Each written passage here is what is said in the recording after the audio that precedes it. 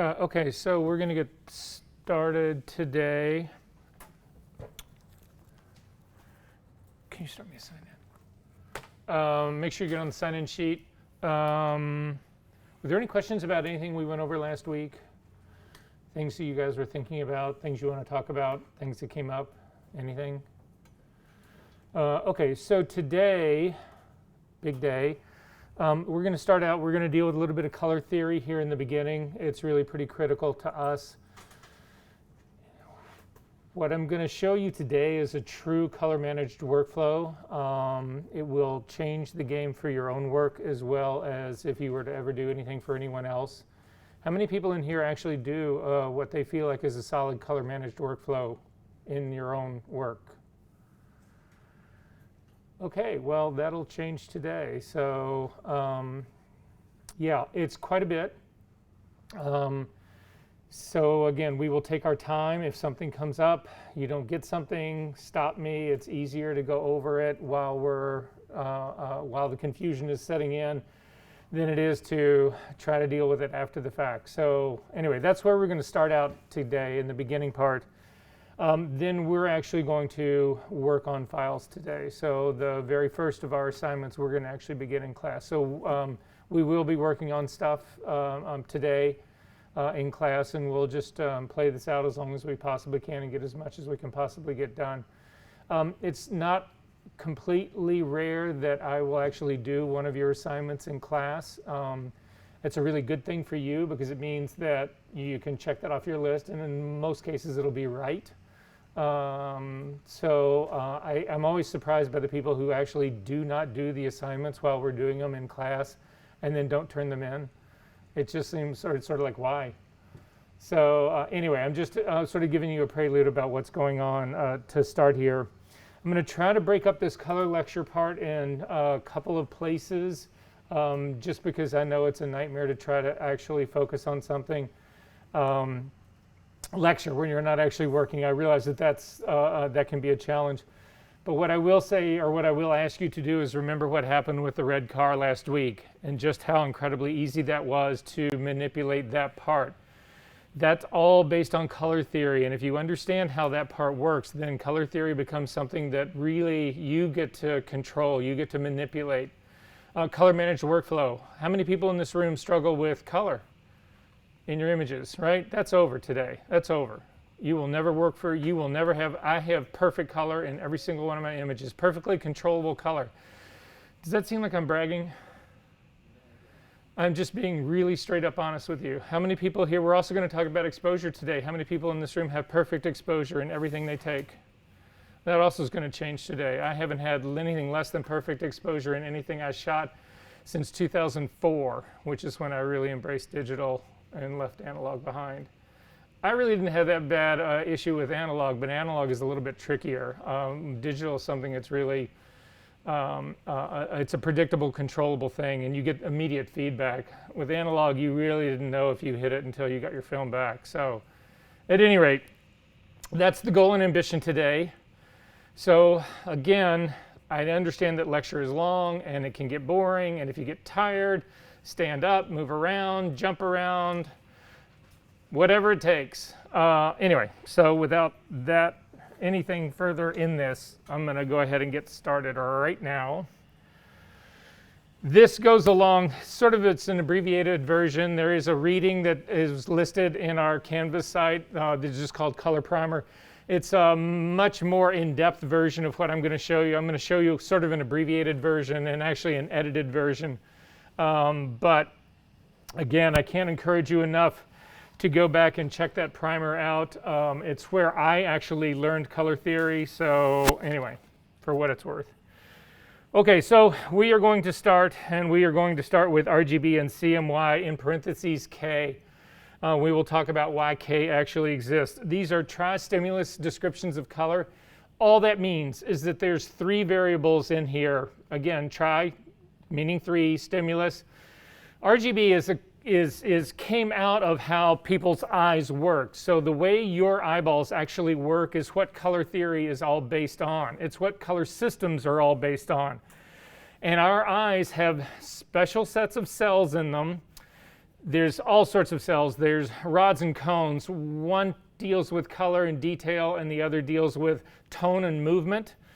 But within that, there are three sets of cells. One are receptive to reds, a second set is receptive to greens, and a third set is receptive to blues. And so when color theory all started, when people started trying to really basically deal with color in a managed kind of way, they based that system on your eyeballs. And so that's where we get RGB. We will talk about where CMYK comes into here in the later part. And this is basically in a nutshell how it works. If you take a look at this illustration right here, it's basically you've got a person who's standing on the side over here. They're looking through a screen. This is a masking screen right here. So the only thing that they can see on the other side of this is through this little bitty slit right here. What they're looking at is there is a shelf that comes out, and all the lights that are underneath it are being hidden from the top. So this target color down here, none of that is spilling up into this upper region. This shelf keeps that from happening. By the same token, there's three lights that are up here. There's a red, green, and blue light up here. It's also shining onto this wall, but none of this light can spill down below and contaminate the target color layer down here because of this shelf. Does this make sense what this illustration really is? Are we good on this? And then what this person sees is this. There's a target color on the bottom and a color on the top that the observer can try to recreate using rheostats on these lights. So basically we all know what a rheostat is, right? It's something that makes a light brighter or darker. And so there's a rheostat on this red one, there's another one on a green one, another one on a blue one, and they can juggle them back and forth to control how much red, green, and blue is actually in the resulting color. Does that make sense? And if they get it right, what happens is that the two colors match. And so what they realized pretty quickly is that you can create any color using a combination of red, green, and blue. Are we all good on that part? All right. Red, green, and blue, these are additive primaries. In additive primaries, you have secondaries where they overlap. So cyan, magenta, and yellow are the secondaries. So you can see, if we start here at the top, this is green at the top, blue on this side, and red over here. Where the green and the blue overlap, you get cyan. Where the red and the blue overlap, you get magenta. And where the green and the red overlap, you get yellow. Where they all three overlap, you get a neutral gray. If you maximize the intensity of this neutral gray, you get white. One of the most important takeaways from this, though, and one of the reasons we work in RGB, not in CMYK, is that, and this is a real critical takeaway, because this is how color balancing also happens, white balancing. Equal amounts of red, green, or blue at any level equal a neutral gray. So we'll look in Photoshop and we'll see later on, but if all three of the RGB values are the same, you have a neutral gray. Now that neutral gray can run all the way from black all the way up to the middle grays into white. Those white is a neutral gray, black is a neutral gray. We good on this part? All right. So it is, in an additive color system, it is an emissive system. What you basically start with, can everybody see this screen right here? You start with a blank screen. It's black. There's nothing here. In an additive system, an RGB system, you start to add energy to this thing. And when you start to add energy to this thing, color starts to appear. It is an additive process. We start with nothing, which is black. And if we add equal amounts of RGB all the way to the maximum intensity on this thing, we will have white. Does that make sense to everyone? So again, additive system. You start with black and you move to white.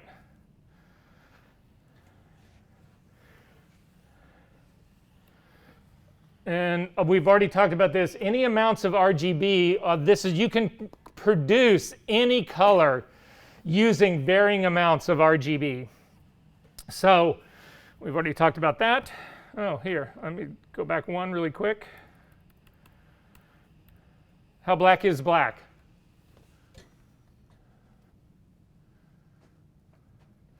Can you get any blacker than this?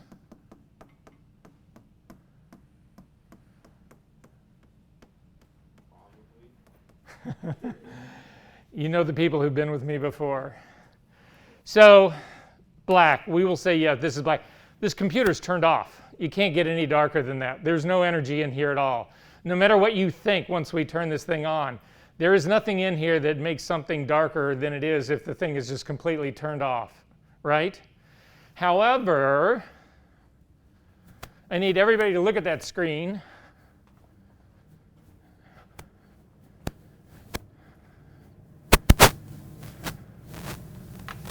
Did that change its tone? Absolutely. That's now considerably lighter. That's nowhere near as black as it was.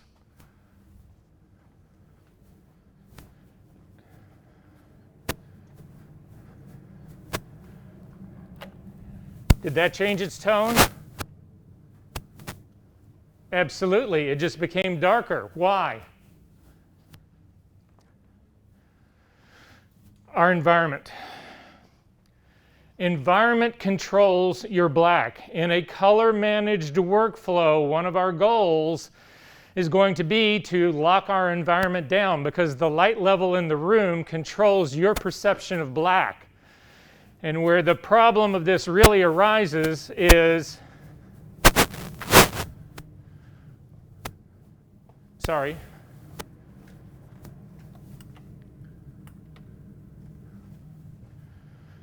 where the problem of that arises is, how many of you guys start your retouching in the morning, you retouch throughout the day, you're in a room that's got light coming in the window. Anybody sound familiar? Yeah, of course, everybody does that, right? Because who wants to close up their room and be in a dark pit, cave-like place, right? Got bad news for you. If you were doing color critical work or tonal critical work, you have got to control the amount of light that's in the room because that controls the black point of your image. The mistake people make is they'll start working on their image at 10 o'clock in the morning, sunlight streaming in, they've got one black point on their screen, they make all their judgments based on contrast, tone, color, all of that based. And then you keep working through dinner and you start to work at night, whatever, the sun has gone down now, the room is completely dark, and you have a completely different black point and you didn't do a thing other than let the light come in your room. So environment controls your black point. What environment should you really be in? What most people will tell you, there's actually a thing on our website that if you want to use a light meter, you can actually figure out how black it should be. But the rule of thumb is this: your room should be dark enough that you can make out the furniture so that you don't trip and fall over shit, but not a whole lot lighter than that, right? So in our case, all of these lights would be out. This open window over here would be way too much light in here. It would spoil everything in here. The problem that we have in here, we can never really get to that, is because I've got a big old screen here. This is a big old light. Everybody else in here has got screens going on and whatever. So this is light contamination, but keep that in your mind. You want to keep your whatever it is consistent. So how many people in here struggle when you actually go to print something out? It does not look like your screen. One of the biggest issues, the problem that you're having, is that you are working in too bright a light. As a consequence, you lift your blacks up. They are lighter than they should be, so you go in and you try to suppress them. The problem is your screen environment. It has got nothing to do with your file. Your file is probably fine. You are just looking at it in the wrong space. Does this make sense, everyone? We'll talk about what controls white later on. Okay, subtractive primaries. Subtractive primaries are cyan, magenta, and yellow. RGB are the secondaries. So when we talk about cyan, magenta, and yellow, we're talking about ink on paper. So if you combine a magenta and a yellow ink, you get red. If you combine a yellow ink and a cyan ink, you get green. If you combine a cyan ink and a magenta ink, you get blue. And if you combine all three of them together at their maximum intensity, theoretically you get black, but you don't really get that in the real world. And the reason you don't get black in the real world is that they have yet to be able to come up with pigments that are pure enough to actually have that happen. Now, if you guys, anybody in here paint? Okay, well anyway, it doesn't matter. If you only use CMY, you end up with a really dark, shitty brown. That's what the color you'll end up with. So to circumvent that problem, they add black ink. So once you start getting down into deeper, what we would call midtones to three-quarter tones to blacks, your printers, ink manufacturers, they start pulling out the CMYK component of it, and they start to replace it with the true black ink.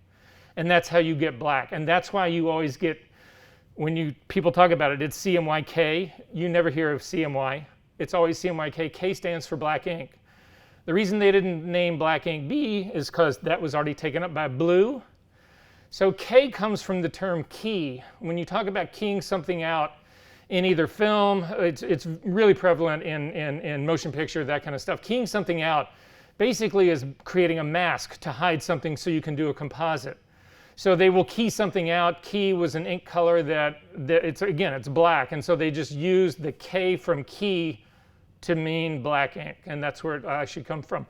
We will see K a lot in the work that we do in this class, so just to sort of like keep that part in mind, it's black ink. We good? Okay. So the way an ink works, I have got here this yellow pad right here. Why is this yellow? Why do you see this as yellow? Shoot. Because the dye from the ink made it that color. The dye from the ink does make it that color, but what's the mechanism that the dye is using? How does that happen? It absorbs it. You're halfway there. It uses every other color but yellow. Basically, yeah. Between the two of you, we'll get this right. So the two, anyway. So the reason we see this is that white light has all the colors of the rainbow in it. So all the colors of the rainbow are hitting this piece of paper. The dye that's in this piece of paper is absorbing everything except for yellow. And the yellow is reflected back, and so we see it as yellow. And the same thing would go true for any color. So the reason this is orange, right? All the colors of the rainbow are hitting this. Every single color except for this orangey-ish color is being absorbed by whatever the dye in this is, and that color is actually being kicked back out. We good on this part?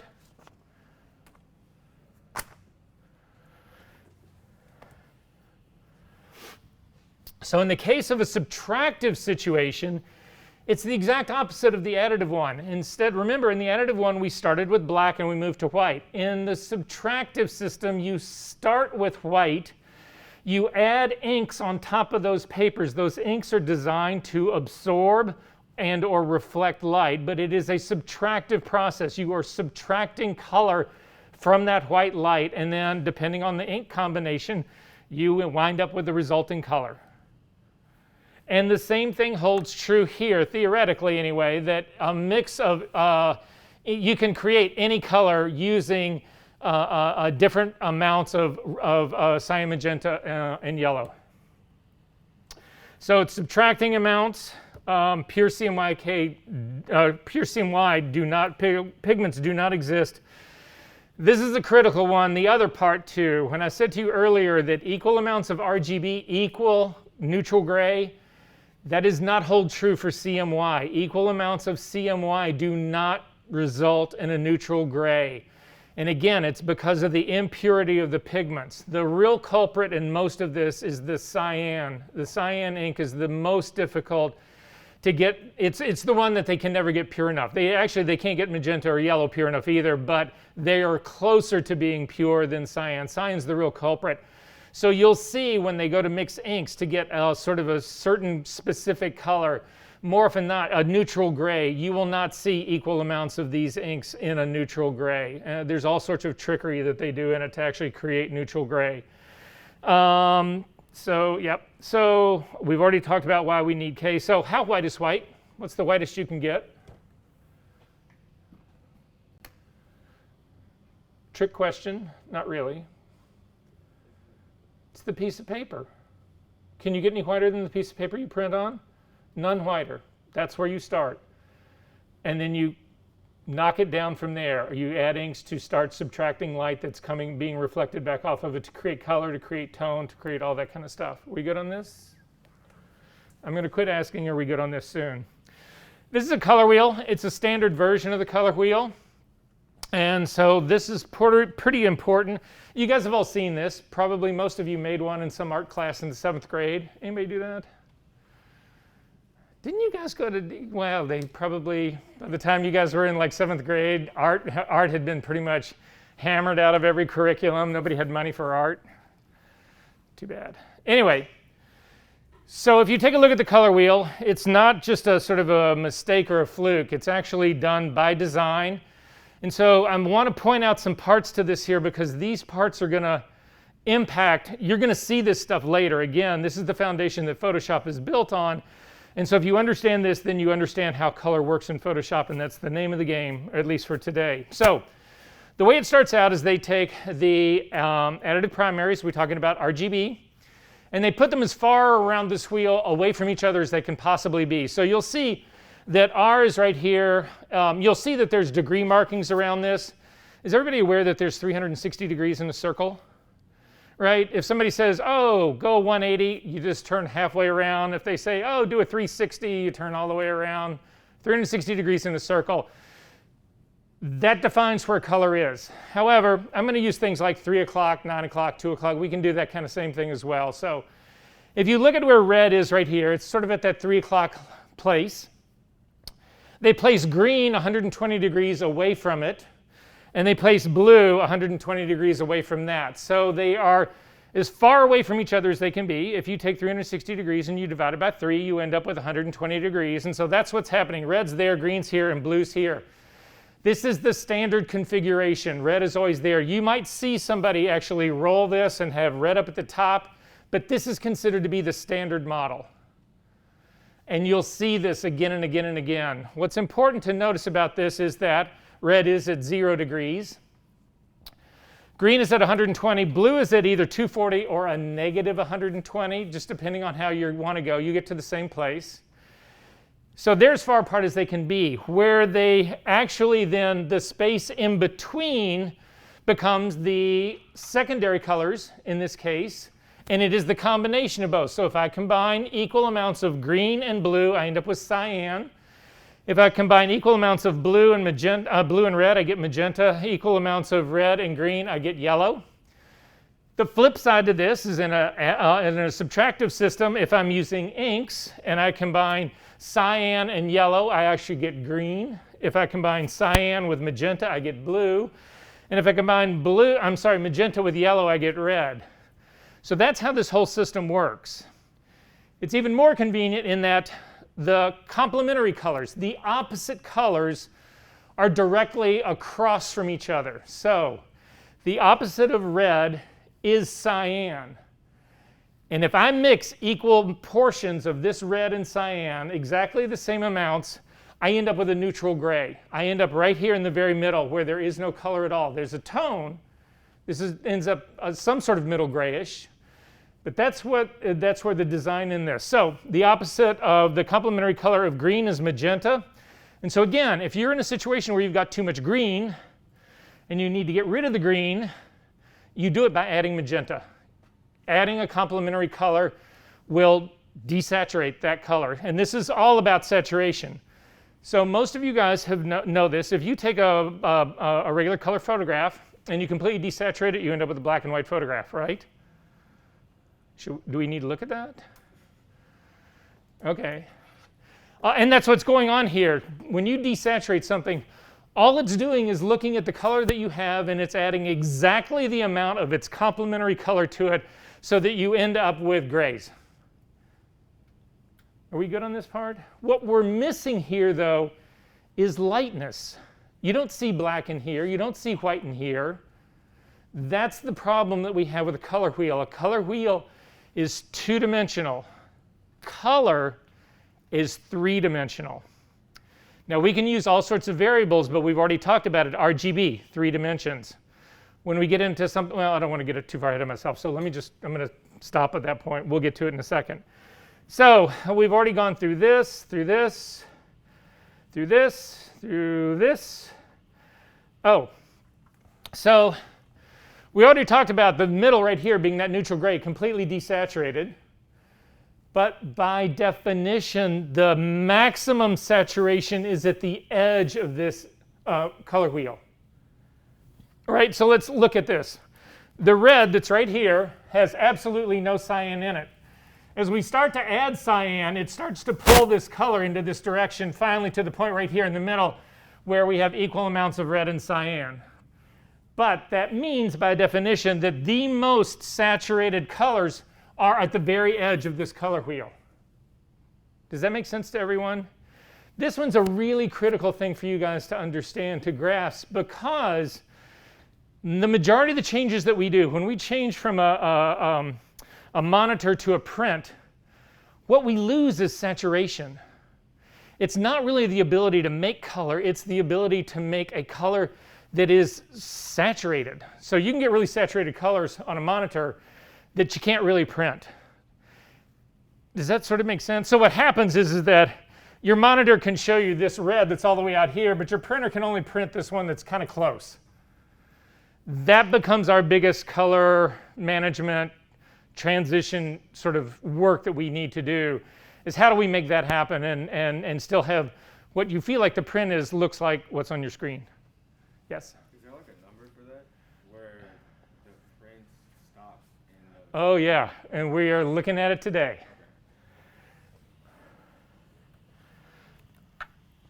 All right, so again, in this, brightness is what's missing in here. This is a two-dimensional model. So I need everyone to fire up Photoshop for me.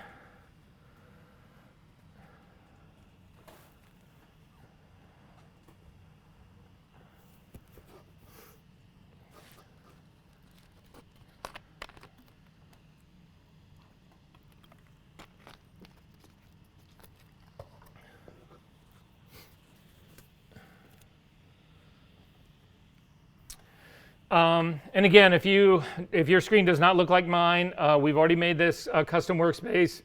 For anybody who wasn't here last week or didn't get the custom workspace built or whatever, tap me during the break. If you need a copy of this workspace, I'll just give it to you, and all you need to do is load it, and then your screen will look like mine. I said this last week, and I'll say it again. You do not have to work in the workspace that I use for retouching. However, all the videos that you see, all the lecture you see, everything that we do in this class, this is what my screen is going to look like. So sometimes I find it just a little bit easier if you guys have the same thing going, but that's really entirely up to you. If you look in the lower part of your toolbar, there's two little color patches down there. If you click on one of them, it'll actually open up the color picker. It brings this open, and this allows you to create or build any color that you actually want to build. Now, there are 4 distinct areas that we need to focus on here in the beginning of this color picker. So everybody got the color picker open, right? Because we are going to work in this guy.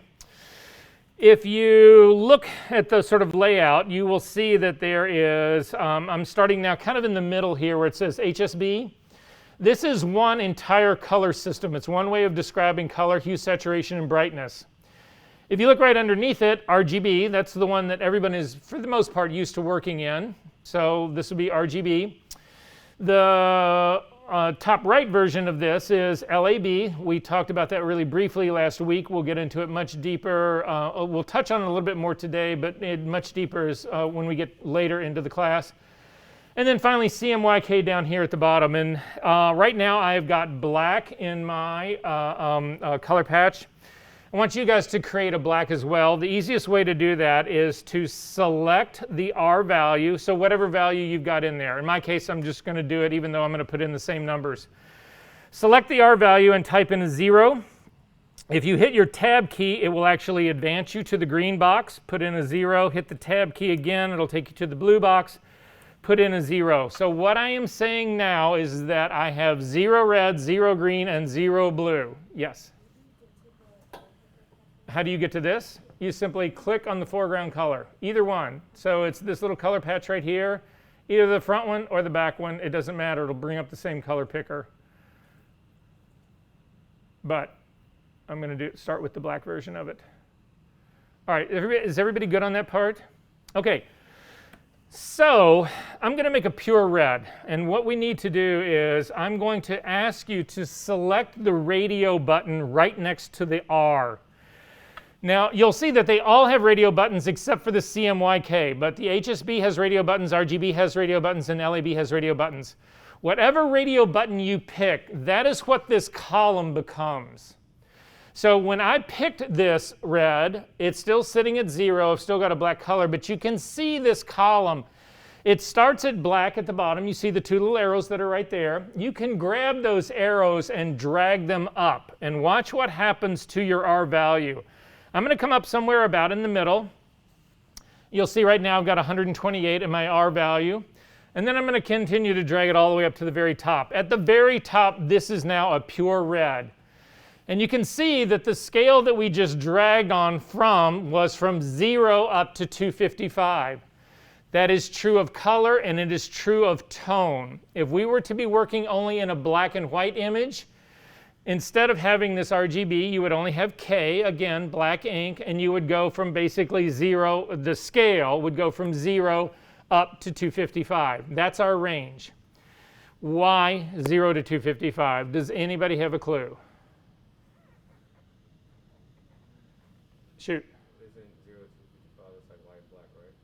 So 0 is black, 255 is white. Well, why are we using a scale of 255? Because that's the third dimension. Not quite. Anybody else? Bit depth. The reason that we work with this scale is based on bit depth. I don't want to get into that conversation right now, but let us just suffice it to say that in a digital world, you only have two options, zeros and ones.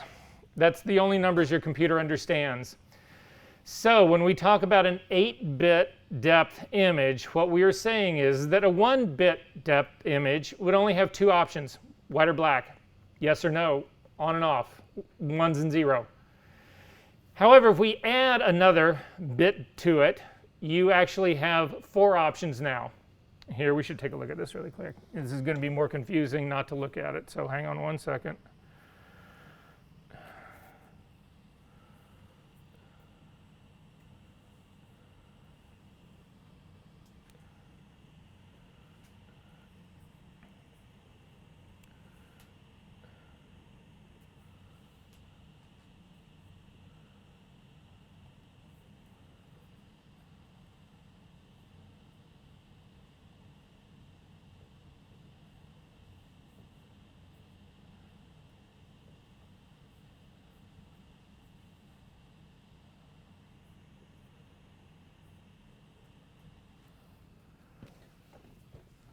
Light switch.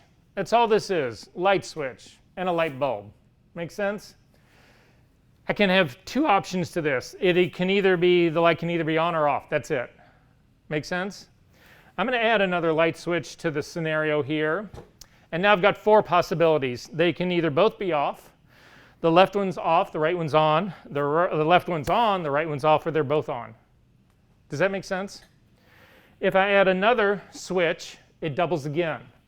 They can all 3 be, sorry, I'm covering up my own screen. They can all 3 be off all the way up to the all 3 be on. These are just the, so every time I add a switch to this scenario, my options, my possibilities double. Does that sort of make sense, everyone? So in computers, you have a transistor, they're switches. The thing about the switch, though, is what it does is that if the switch is on, letting light, you know, the switch is on, you get a 1. If the switch is off, you get a 0. But the same thing happens here. If you add another switch, it doubles, another switch, it doubles. Some very clever person said, why don't we assign tone to that? And they did. And so what happened was they started out with single bit. This is a 1-bit thing. You either have your 2 options, black or white. But when you add the second switch, all of a sudden now we have 4 options of gray. If we go to another switch, we have 8 options of gray. And that's all I want to talk about on this. So in an 8-bit image, if you do 2 times 2 times 2 times 2, 8 times, you end up with 256 tones. That is considered continuous tone. Anything less than that, you'll start seeing what they call banding. You'll start seeing divisions. Instead of having a gradation that seems to be smooth from black to white, there'll be steps. You'll see jumps. It will not look smooth. So continuous tone, a bunch of people just sat down and looked at a bunch of prints and said, wow, we need at least 256 tones to get to continuous tone. And so again, that is an 8-bit image, gives you that 256. However, we keep looking at 255. That's because 0 is a tone. So if we go back to our Photoshop and we look at our scale right here, there are 256 possible reds because it's an 8-bit image. There are also, if you drag that column slider all the way back down again, click on the green, you'll notice that the column now becomes a green. There are 256 possible greens. Again, 0 to 255. And then finally, if you click on the blue, you'll see that the column becomes blue. And again, we have 256 possible tones of blue because 0, remember, 0 is a tone. Does this make sense to everybody, what's going on? If you take the 256 blues and multiply it by the 256 greens and the 256 reds, you end up with 16.7 million possible colors. And that's basically what you get in a 8-bit image. If you go to a 16-bit image, it doesn't double. It goes up by 8-fold again. So in a 16-bit image in color, you have 281 billion possible colors. It's an exponential thing. So at any rate, just so that you know what's sort of like going on here, the next thing I want to do is actually click on the hue saturation slider. I'm sorry, the HSB, but click on the H, the hue part of it, and you'll see the column becomes hue. And the reason I point this out to everyone is that if I were to ask you, or I didn't hear anybody tell me what saturation is? No, people can't tell me what hue is either. However, if you can't remember, you can simply come here, open up the color picker, click on the radio button next to the thing you're trying to figure out, and that's what the column becomes. And you can see that the column now gives you all the possible hues that we could actually pick.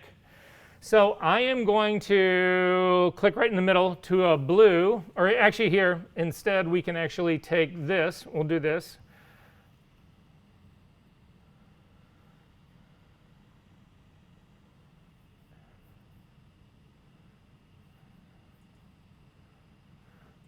What did I say about degrees?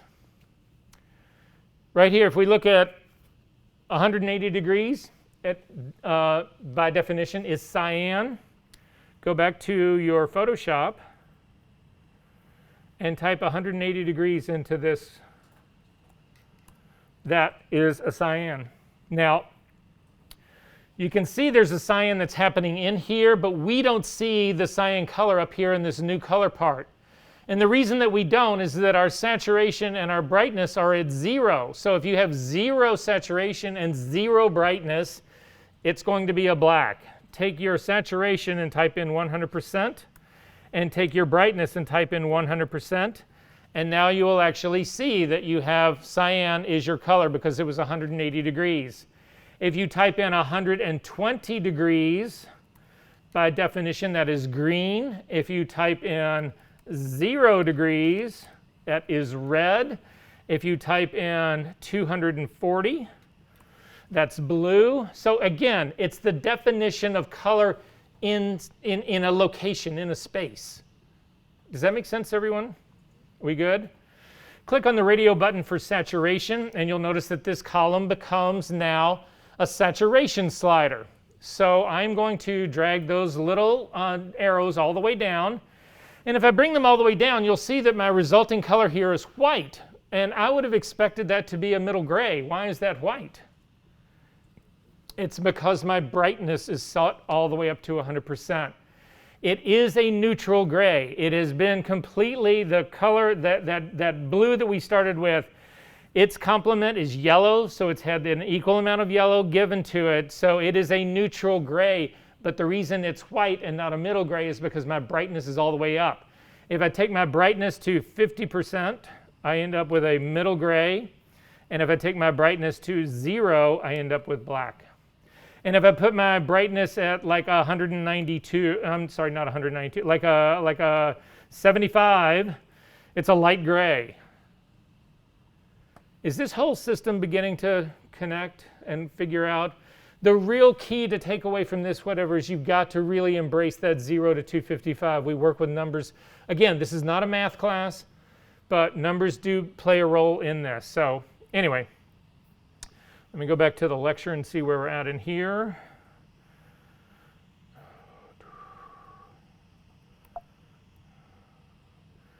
Okay, we've gone through all of that. So what is tristimulus? So all of the colors of the spectrum can be described in terms of 3 values or 3 stimuli. Human eyes are tristimulus, RGB. They can be plotted in 3 dimensions. This is important. This is going to be the ultimate takeaway from today. It does not have to be 3 primaries, and I'll show you what that means in just a second. So I need you to use your imagination and look at me over here. I'm coming over here to the corner again. You will hear this on the recording, but obviously we're not taping me doing this. But what I need you to imagine here in this room is not a cube, but I need you to imagine it like it is one, okay? I need you to imagine that it goes as deep that way, that it goes as high that way, and it goes out that way, all exactly the same distances. So it's a cube. Everything is equal, right? If we start in the corner down over here, we have 0, 0, 0. That is where black is. If, and you can take a look at the little chart right here, the way this is actually going to work, if I stay on this corner back here, but I go all the way up to the ceiling, I get pure green, just like we were doing with that slide up here at the ceiling. Again, I haven't gone out this way into the room. I haven't gone out this way in the room. All I've done is gone straight up to the ceiling. I hit pure green up there. If I come all the way back down, I'm back to black again. Now, if I actually take a line and I keep it right along this edge down here, I don't go up at all, and I don't come out into the room at all. I'm just running along this line right here. I get blue. If I go all the way to the corner, and again, not up at all, not out at all, 55 pure blue. If I come all the way back here to my 0, 0, 0, black, and I go to this direction all the way out to the corner here, again, I don't go up at all. I don't come out in the room at all. I stay right on that bottom line, but all the way to the end, I end up with a pure red. That's what we're talking about, right? Does that make sense, everyone?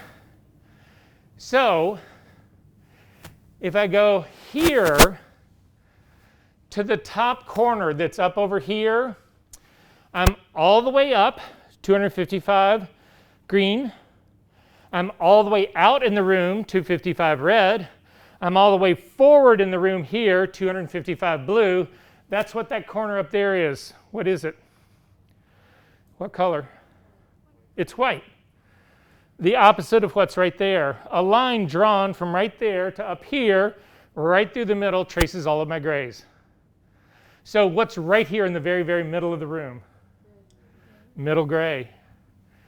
The reason this is important to us, I'm plugged in.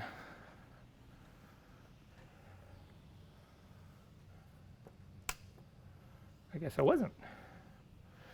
The reason that this is important to us is it's our first stab at being able to quantify color in a way that is not dependent on terms of color. So when somebody says to you, oh yeah, kind of a peachy orange, what does that mean? What we can do now, though, is when we talk about defining color, we don't do it by using terms of color, we do it by location.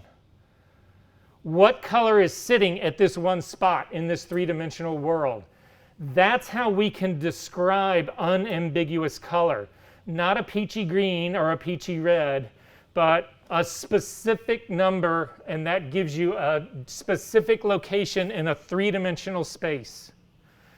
So here, this is three-dimensional. If we take a look at the color that would be located right at this spot right here, you can see that it's about half the green, and you can see the green here, 153. 128 is right in the middle, so it's close. Also, it's way out into the room. It's almost at the very edge, coming out of the room, which is a lot of blue. And you can see my blue here is a 204. And then in terms of the red is how far is it from this wall coming in this direction, and it's really close to this wall, so it doesn't have a whole lot of red in it. A red is a 53. These three numbers describe the exact color, but they do it by location. Are there questions about this? Okay. Yes. So why does the blue come in if the red is on that side? Is it because it's canceling it out? No. So basically, these do not compete against one another. They add. So this is just how far it's coming back from a back wall. Again, it's unfortunate that we're looking at this is a two-dimensional drawing of a three-dimensional space, which is a problem. But again, these two do not compete against each other. This is all an additive system. They are only how much of it are you going to add. But we can define this color. So everybody go back to their Photoshop. We'll see. It may not even be close. It's 51, 153, 104. Go to your red and put in 53. Was it? Wait, I'm sorry. Hang on. I can't remember the numbers.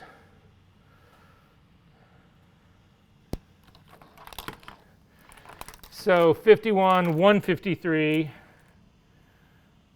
and 204. So just type those numbers into Photoshop.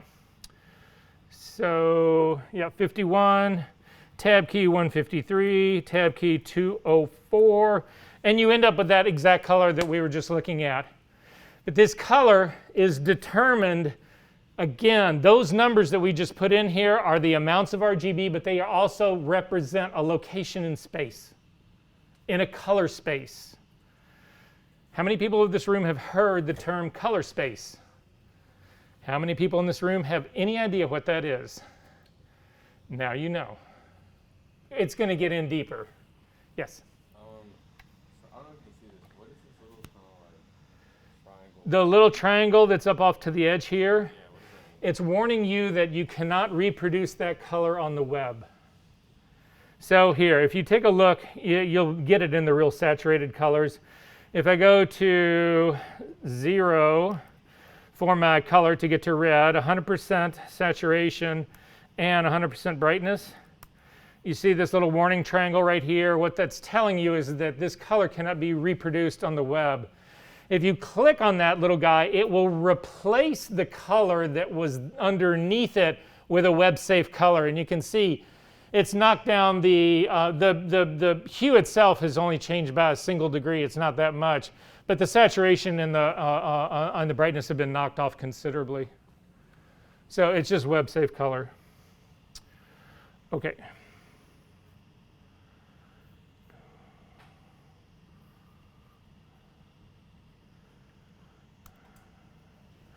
Okay, three-dimensional space, unique point for each color. Color is defined by location. However, this does not have to be primaries. HSB are not primaries. RGB is a series of primaries. CMY in a subtractive system are primaries. HSB are not primaries. So I need everyone to go to the people who are on Windows, well, you will not have this, so just watch what's going on. It doesn't mean that you're anything less. We love you I love you as much as anyone else. It's just that this is an Apple specific thing, so you're not going to have it, but it's okay. Just watch the screen. For those of you who do have Macintosh, go to your application folder, go all the way down to the bottom to your utilities folder. In the utilities folder, there is a color sync utility. I want you to go ahead and click on that to open this up. When it opens up, you will have a different thing on the side than I've actually got. There's a series of icons that run across the top. Make sure that you've got the ones profile selected, not profile first aid. Yes. Go to applications And then to the utilities folder, all the way at the bottom if you've got a column view. And inside that is a color sync utility. Here, this is, I think, it doesn't show up there. Anyway, once you get this open, make sure that you've got the second icon from the left selected, the one that says Profiles. And then in the column that sits on the left-hand side, you will have at least a System 1. If you click to open that up, inside this System 1 we can pick Adobe RGB. This is the color space we typically work in. And you will get, this guy will actually open up and this sort of like diagram. You can click and drag on this. This is a three-dimensional animated version of the Adobe RGB color space. So this is exactly that kind of world that we are talking about. Now you'll see that it doesn't quite look like the RGB cube thing that we were just looking at. And the reason that it doesn't do that is because it's not using RGB as the primaries or as the coordinates in here. Instead, you can leave this open if you want, but look back up at my screen.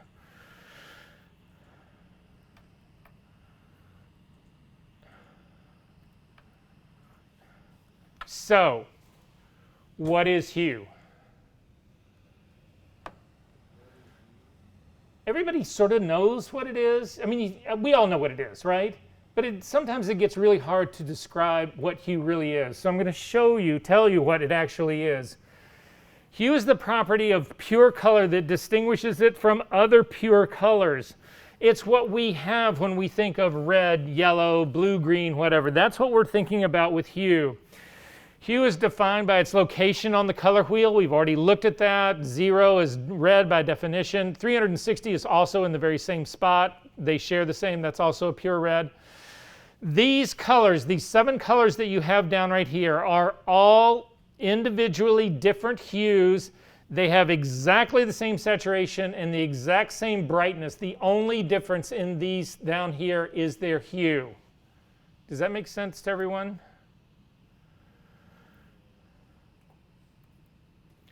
So what's saturation?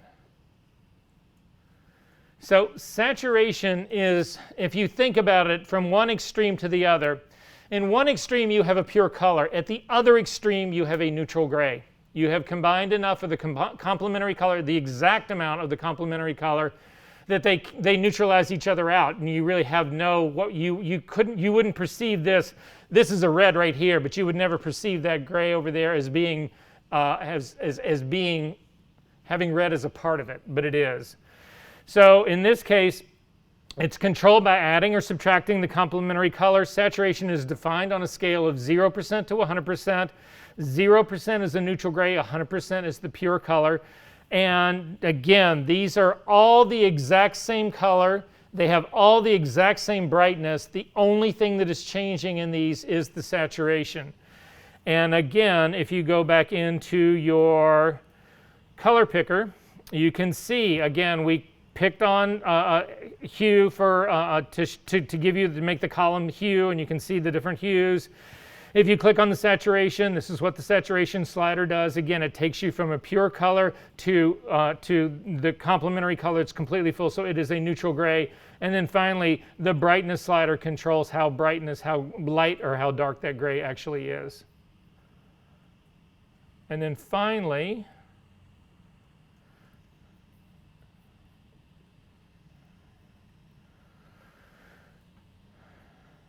brightness. So brightness is the hard one for most people to get their heads around. Again, red, green, and blue is pretty simple to understand. CMY is pretty simple to understand. Brightness becomes a challenge. But it's the property by which these appear to contain more or less light.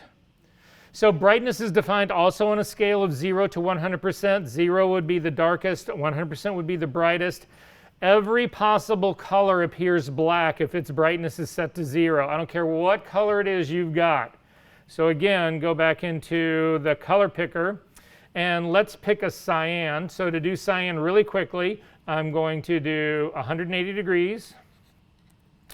I'm going to hit the tab key and do 100% saturation, hit the tab key and do 100% brightness. So we get cyan, but now change your brightness to 0 and you will see that you end up with black. However, this is important to note. This is not just black. We all think that all blacks are the same. This is a black cyan, and Photoshop treats it that way mathematically. So this is not, even though it's identical to a black red, identical to a purple, a black purple, and all the blacks, they're all identical. But Photoshop will still take into account that I've got a 180 degree mark and 100% saturation in its calculation. So it's seeing this as a black cyan. Make sense?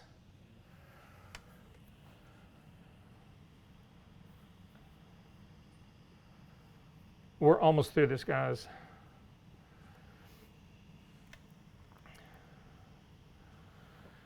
Okay, so we come back to our color wheel. So hue is defined, again, by its location around the circumference in degrees.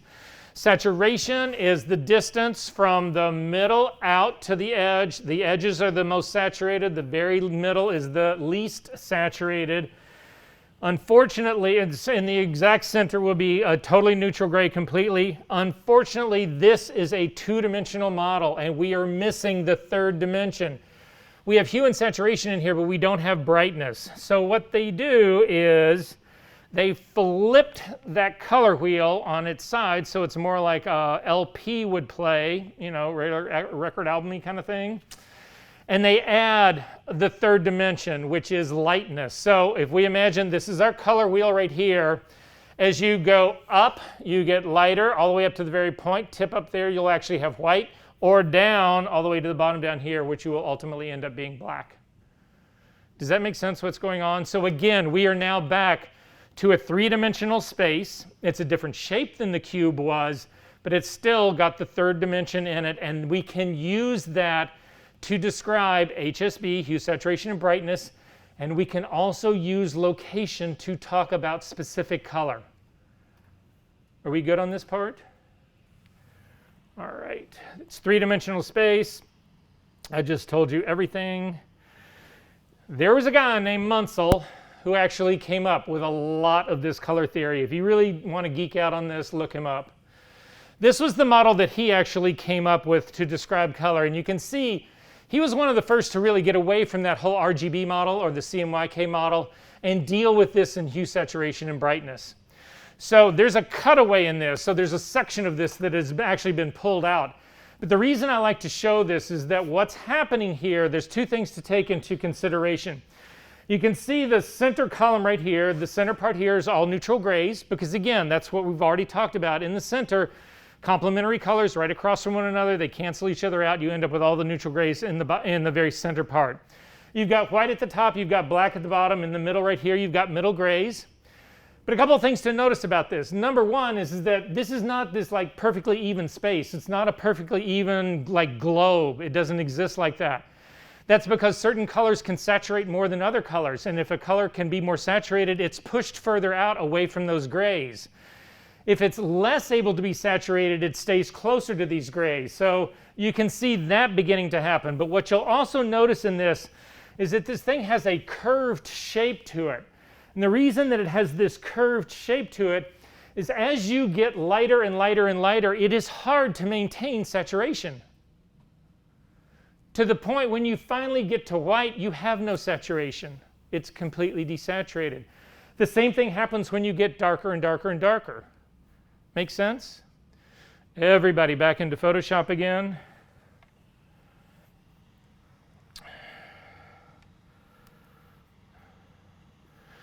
With the color picker, so what we were just talking about here is that I've still got my cyan color in there. I'm going to drag the brightness all the way up. What you can see is if we click on our saturation part right here, I take that back. We're not going to click on the saturation. We'll actually keep it in the brightness part. Actually, never mind. I don't want to confuse you guys anymore than I think I've already confused you. So hang on 1 second. I'm going to just show it to you here in this. It's easier to see.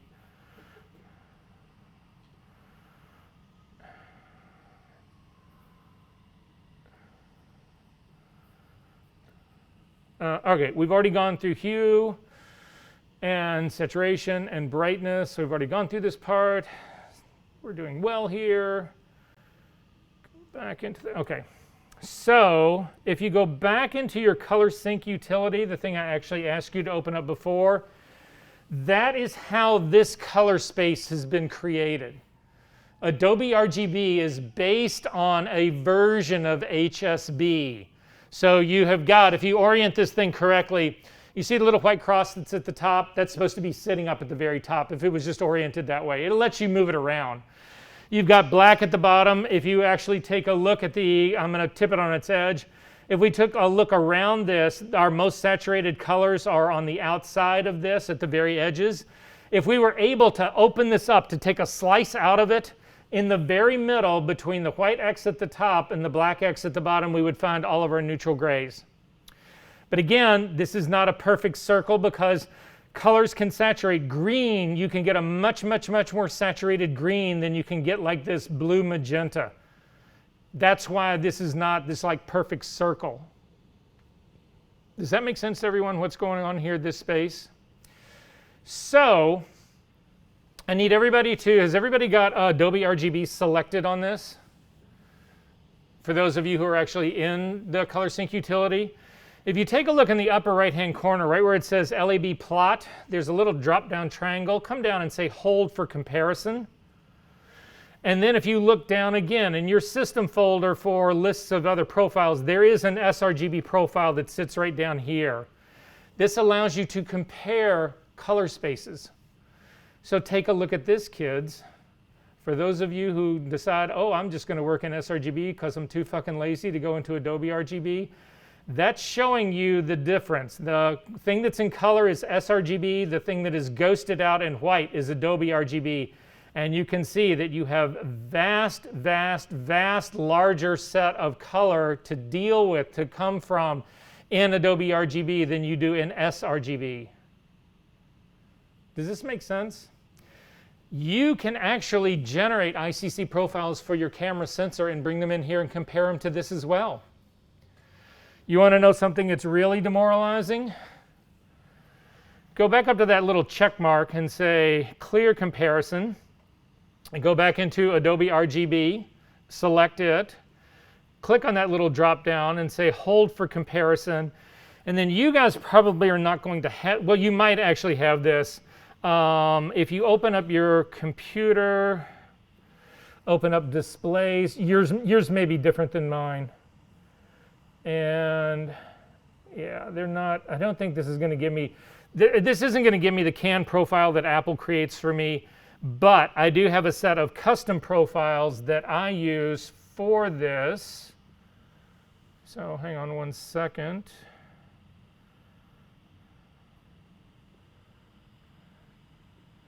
Yeah, this is my most recent profile right here. So this is actually showing you Adobe RGB and what my little computer right here, what my laptop screen can actually show you.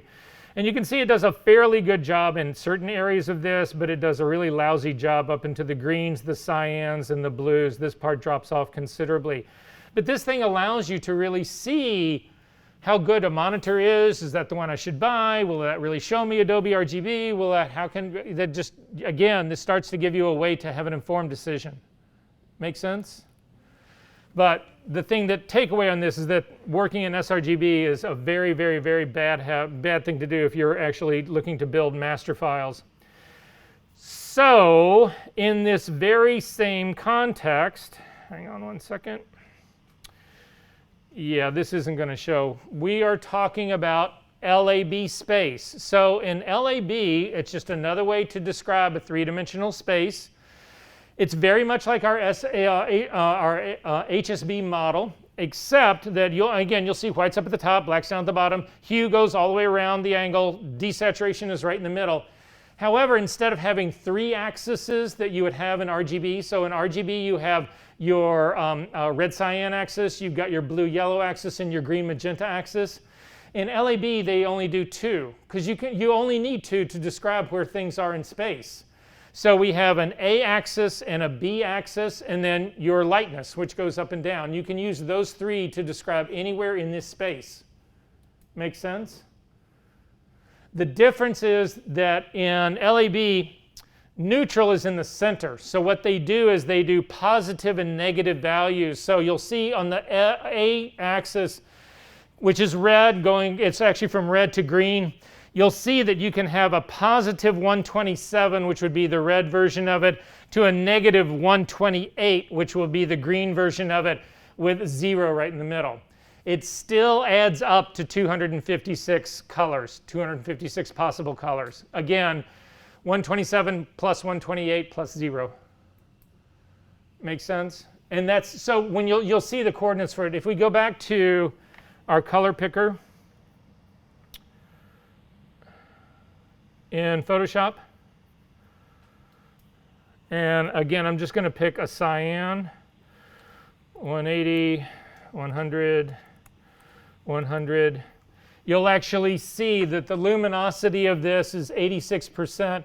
The A channel is a negative 83, and the B channel is a negative 22. If we change this to its complementary color, which would be red, by just putting in 0, you'll now see that those A and B values are now positive. So just realize that that's the scale it's working on. It's not 0 to 255. It's minus 128. Minus 128 to a positive 127. Questions about any of this? I know you're beginning to say to yourself, I don't care. But that would be a good time to take a break.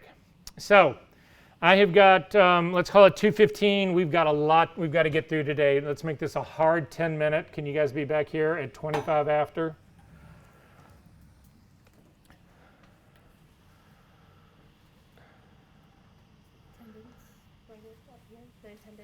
Oh, yeah. I thought you said 10 minutes.